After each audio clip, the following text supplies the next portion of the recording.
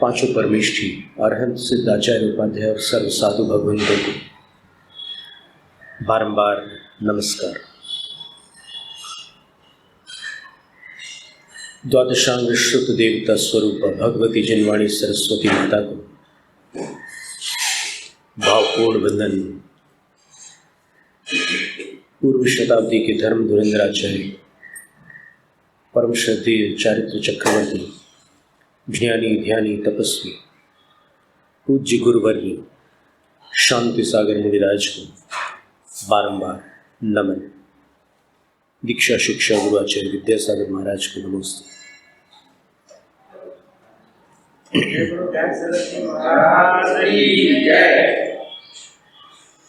नव देवता व्याख्यान माला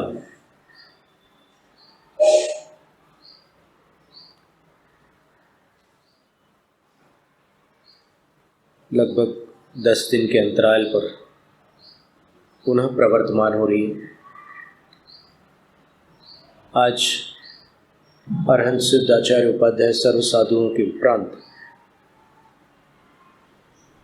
जो 4 और जोड़ते हैं अपन, तब 9 की संख्या आती है। जिन धर्म, जिन वचन, जिन चैत्य और जिन चैत्यालय। तो इनमें से अपन ने उपाध्याय परमेष्ठी तक का वर्णन गाथाओं के माध्यम से और संस्कृत छंदों के माध्यम से पढ़ा था।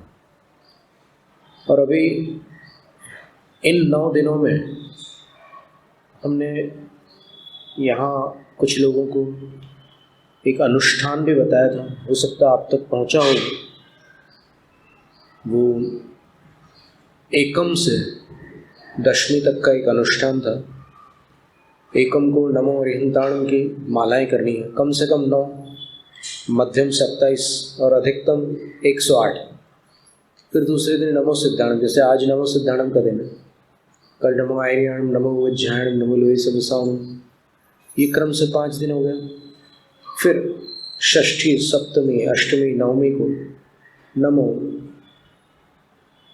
जिण धम्मस्य, नमो जिण वयणस्य, नमो जिण चेय्यस्य, नमो जिण चेय्यालयस्य। ऐसे पूरी एक जाप की आपको 9 माला कम से कम करनी है। और उसके पश्चात विजयादशमी के दिन ये पूरे पद एक साथ, यानी पूरे 9 देवता का ये मंत्र, उसकी एक माला करनी। नमो अरिहंताणम, नमो सिद्धाणम, नमो आयर्याणम, नमो वज्रयाणम, नमो लोहे सबसाणम, नमो जिण धम्मस्य, नमो जिण वयणस्य, नमो जिण चेय्यस्य, नमो जिण चेय्यालयस्य। ये एक मंत्र हुआ। तो ऐसे 108 बार। तो आपको मिल गई सबको? कल नहीं किया आप लोगों ने? कर ली? बहुत अच्छा। अब साधु परमेष्ठी की बात आती है। साधु शब्द भी है, उसका अर्थ भी है। पहले अपन देखते हैं तिलोई पंडित ग्रंथ में, नियमसार में, धवला में, मूलाचार ग्रंथ में, द्रव्य संग्रह में, पंच महागुरु भक्ति में, पंच गुरु भक्ति में, क्रियाकलाप में साधु के विषय में आचार्यों ने क्या कहा है। फिर धरी सील माला वगैराया जसो पढ़था, बहुविनय भूसियंगा सुहाई साऊ पयच्छन्तु।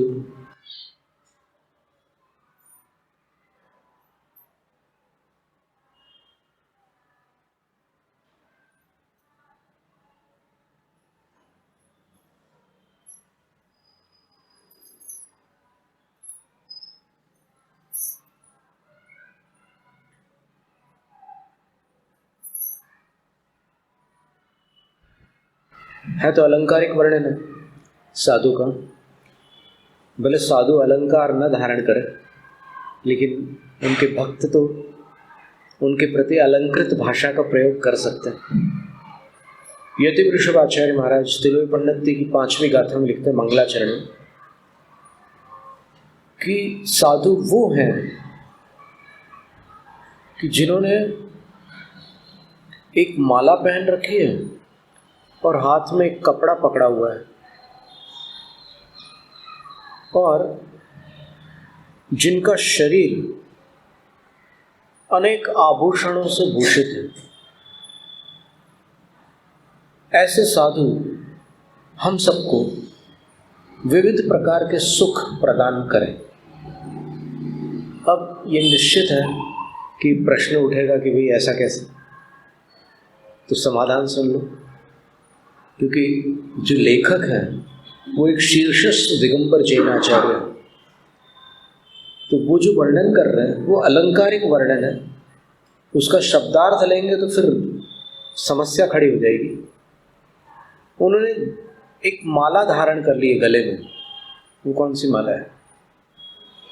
और लिखा है कि स्थिर रूप से धारण की, यानी जीवन भर के लिए उन्होंने उस माला को धारण किया है।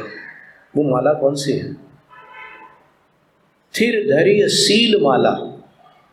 शील रूपी माला को जिन्होंने स्थिर रूप से धारण किया है, तो वो माला कोई रत्नमाला या पुष्पमाला या आभरण में जो मालाएं धारण की जाती है वो नहीं है, और वो जयमाला भी नहीं है।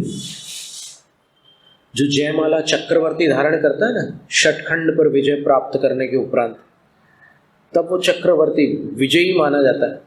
भरत चक्रवर्ती जब तक बाहुबली से युद्ध नहीं हुआ था तब तक उस माला को धारण नहीं कर पाए थे। फिर भगवान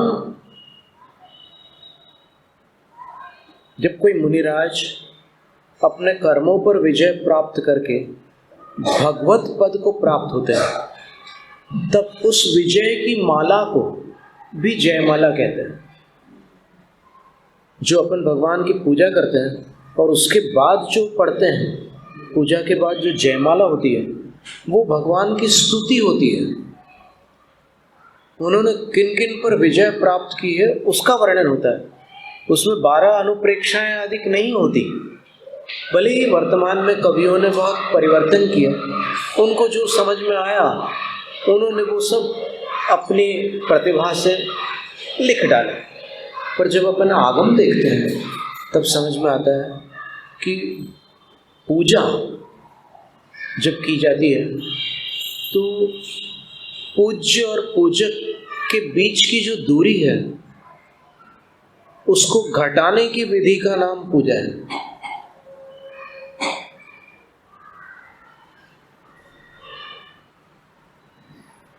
और कैसे घटेगी वो दूरी? उनके गुण स्मरण से। और भक्ति, देखो अभी प्रश्न बहुत जगह पूछे जाते हैं कि जब भगवान वीतराग है तो फिर ये सब चढ़ाने की क्या आवश्यकता है? उनको तो आवश्यकता नहीं किसी चीज़ की। और फिर अन्य मतों में भी जो उनके आराध्य परमात्मा का स्वरूप है, वहाँ पर भी अगर अपन देखें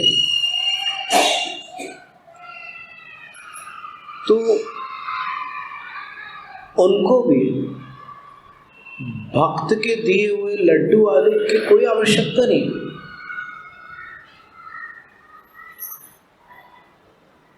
फिर ये जो मूर्ति पूजा का प्रचलन हुआ, वैदिक परंपरा में मूर्ति पूजा नहीं है।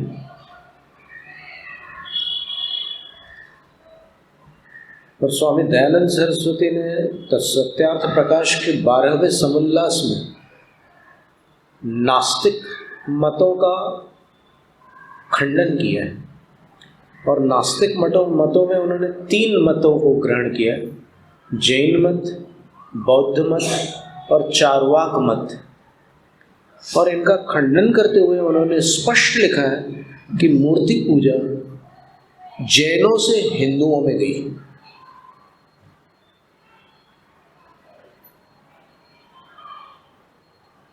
तो मूर्ति पूजा अगर यहाँ से वहाँ गई है तो यहाँ से जो विधि रही होगी वो भी वहाँ गई होगी ना। अकेली मूर्तियाँ थोड़ी गई होंगी।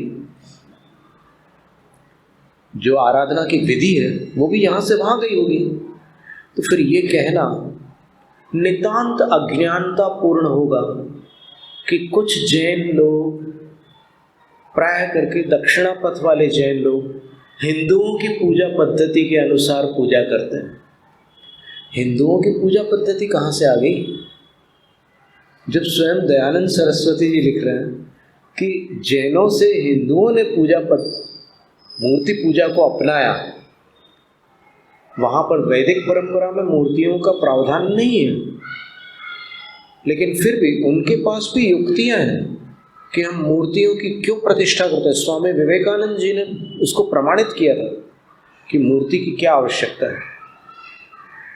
तो जो मूर्ति पूजक है वो साकार उपासक कहलाते हैं, और जो मूर्ति पूजक नहीं है वो निराकार उपासक कहलाते हैं। सनातनियों में दो भेद हैं, साकार उपासक और निराकार उपासक। तो अलख निरंजन जो बोलते हैं वो निराकार वाले हैं, और साकार वाले जो हैं वो मंदिरों को और मूर्तियों को और मूर्ति की पूजा विधि को मान्य करते हैं। ये ठीक है कि जो पंचामृत यहाँ पर है उनके यहाँ पंचामृत में गंगा जल होता है और शहद होता है, तो वो यहाँ पर अमान्य है। यहाँ पर शहद मान्य नहीं, यहाँ पर तीर्थ जल लिखा है।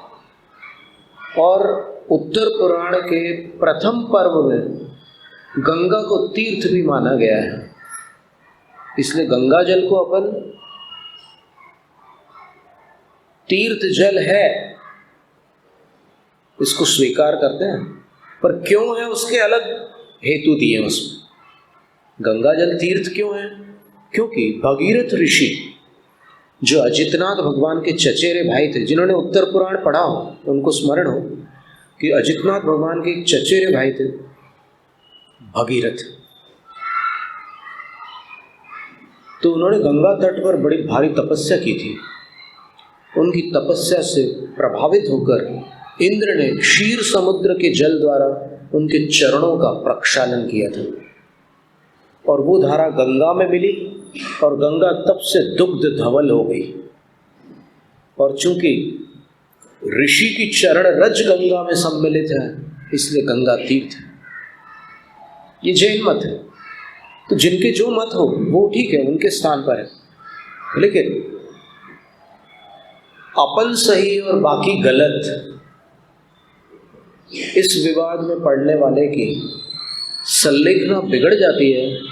ऐसी गाथा भगवती आराधना ग्रंथ में है कि संलेखना के समय अगर आप इसमें इस चक्कर में पड़ जाओगे कि हम सही वो गलत, तो फिर आपकी संलेखना नहीं हो सकती। बिल्कुल स्पष्ट गाथा लिखी है शिवार्य आचार्य महाराज। तो इसलिए अभी जब तक देखो संलेखना का समय नहीं है तब तक आप निर्णय कर लो सत्य और असत्य क्या है। धर्म परीक्षा नाम का एक ग्रंथ है, देख लो आप, यहीं से प्रकाशित है, सोलापुर से। पंडित बालचंद शास्त्री जी ने उसका संपादन आदि किया है, पढ़ लीजिए। आचार्य अमित गति उसके रचयिता है, संस्कृत भाषा में ग्रंथ है। दो मित्रों की घटना है, वो सारी मान्यताएं आपकी एकदम क्लियर हो जाएगी। अपन क्या होता है कि जब जानते नहीं हैं और मानते हैं तो उसमें चूक होती है, और जब जानकर मानते हैं तो वो मान्यता अचूक होती है।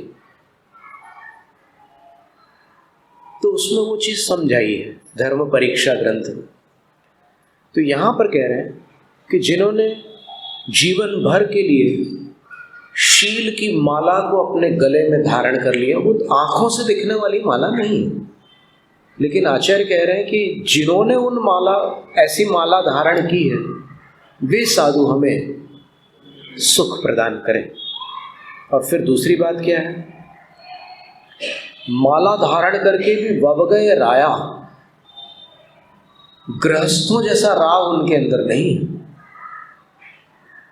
गृहस्थों के राग से सर्वथा रहित, जैसा राग गृहस्थों में पाया जाता है उस राग से वो रहित है। फिर तीसरी बात क्या कह दी, जसोह पढ़ था। पहली बार हम इस गाथा का अर्थ कर रहे हैं, लेकिन अर्थ स्पष्ट है कि यश रूपी या यश समूह रूपी वस्त्र को, सफेद वस्त्र को वो हाथ में पकड़े हुए हैं। ये भी अदृश्य वस्त्र है, आंखों से दिखने वाला वस्त्र नहीं है, लेकिन फिर भी इसका रंग सफ़ेद होता है। इसी साहित्य में प्रसिद्धि है कि यश का वर्णन हमेशा श्वेत वर्ण में किया जाता है और कलंक का वर्णन कृष्ण वर्ण में। अनूप जलोटा ने एक भजन गाया ना, उसमें उन्होंने कबीरदास जी के 2 दोहे दिए हैं।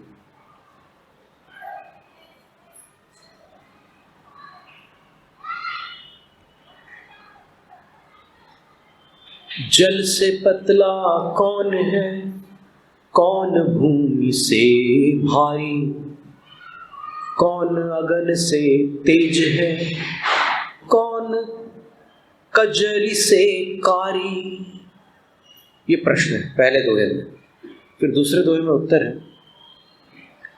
जल से पतला पतला, जल से पतला ज्ञान है, पाप भूमि से भारी, क्रोध अगन से तेज है, कलंक कजरी से कारी। तो ये यश समूह रूपी श्वेत वस्त्र को जितने साधु हैं उन्होंने अपने हाथ में धारण किया। ये नियम है कि महाव्रती तो दूर, जो अणुव्रती भी होते हैं गुणस्थान से, भावों से, उनके अयश कीर्ति का उदय नहीं होता।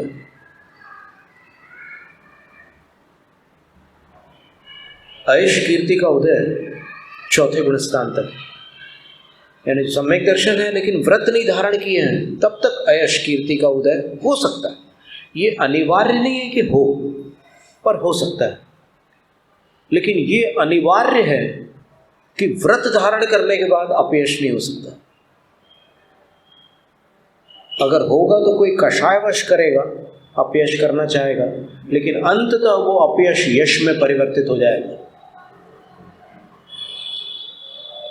तो साधु यश समूह रूपी श्वेत वस्त्र को हाथ में धारण किए हुए हैं और शरीर पर विभिन्न प्रकार के जो आभूषण पहने हुए हैं, वो कौन से आभूषण हैं? आभूषण यहाँ पर अंगुलीयक होते हैं, जिसको अंगूठी बोलते हैं।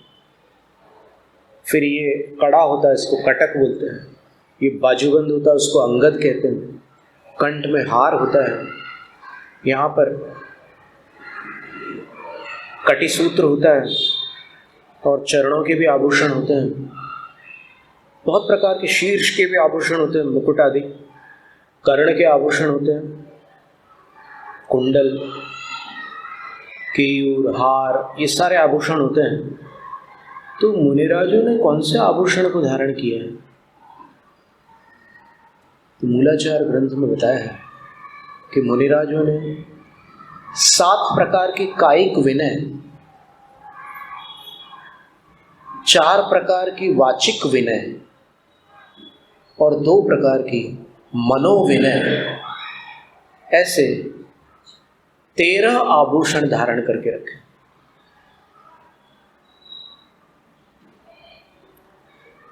तो ऐसे साधु हमें सुख प्रदान करें। जैनम जयतु शास्त्र। शास्त्र पठन में मेरे द्वारा यदि जो कहीं कहीं प्रमाद से कुछ अर्थ वाक्य पद मात्रा छूट गई, सरस्वती मेरी उस त्रुटि को कृपया क्षमा करें और मुझे कैवल्य धाम में मां अविलंब धरे। वांछित फलदात्री चिंतामणि सदृश मात तेरा, वंदन करने वाले मुझको मिले पता मेरा। बोधि समाधि विशुद्ध भावना आत्म सिद्धि मुझको मिले और मैं पा जाऊं मोक्ष महासुख।